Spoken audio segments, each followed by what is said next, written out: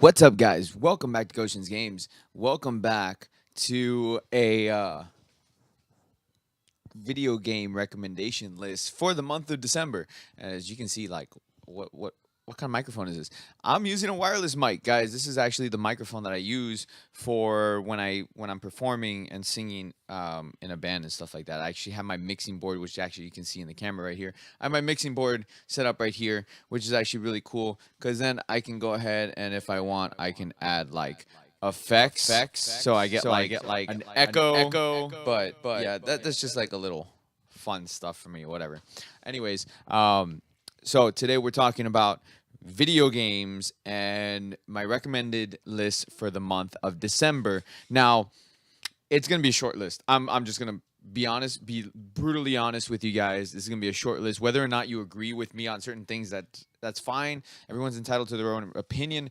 I'm not reviewing any games. I'm giving a recommended or my personal recommendation for what you should be picking up this month.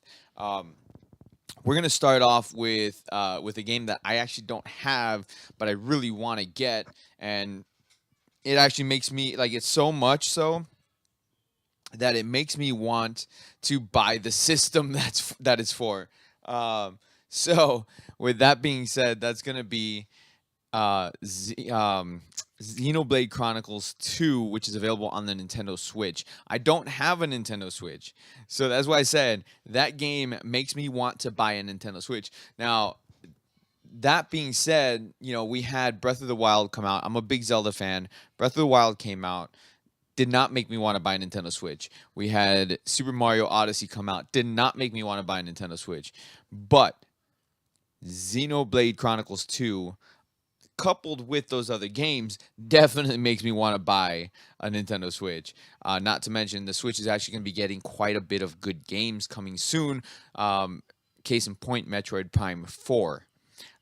So yeah, the Nintendo Switch is going to be actually doing quite a bit of good things. Another game that they're going to be coming out with, Shin Megami Tensei 5, is going to be on the Nintendo Switch. Damn it, man! That makes me really want to buy it. Like, I'm no joke. All these games makes me want to buy a Nintendo Switch. So Xenoblade Chronicles 2, definitely one to pick up for the Nintendo Switch. So next game is going to be PlayStation and Xbox. So it's not an exclusive game. Xenoblade Chronicles is an exclusive game. The next game is not an exclusive game, and if you haven't been able to tell by the shirt that I'm wearing for the next game, Resident Evil 7. Resident Evil 7, as of this video, the Gold Edition has been released. With the Gold Edition comes all the DLC, so you don't have to go and buy the season pass plus the game. So you just go and you buy the Gold Edition, has all the DLC in it.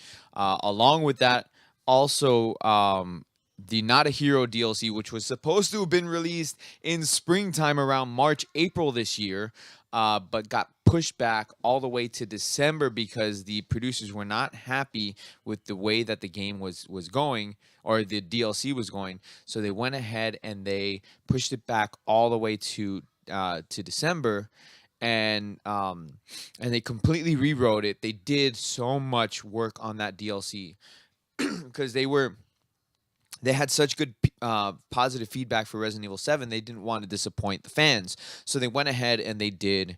They revamped the DLC, and they went ahead and released it on the 12th. So Resident Evil 7 Gold Edition is now available.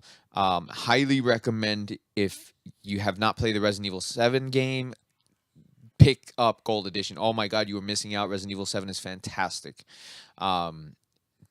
It's about my third favorite Resident Evil game. Out of a long series of games, it is my third favorite Resident Evil game. Just shy too. It's actually really close for me. Part 1 and Part 4 are very close together, and then Part 7, like I said, is really close. Some other people might prefer other games or whatever. I did an entire list. My top 5 Resident Evil games. So you guys can go ahead and check that out. I know I probably just threw it all out the door by changing the order because of one year I released it. But anyways, so that's my, those, like I said, short list, guys, short list this time around. Those are my two highly recommended games.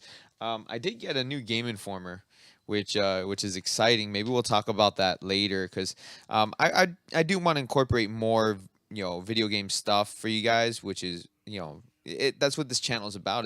It's about incorporating video game stuff. So I do want to incorporate more of it. Another side note. Star Wars Battlefront 2 just released also the DLC for The Last Jedi, which is going to be it bridges the gap in between of episode 7 and episode 8. So so you guys who have Star Wars Battlefront 2 like myself, we now have that DLC, and it's a campaign.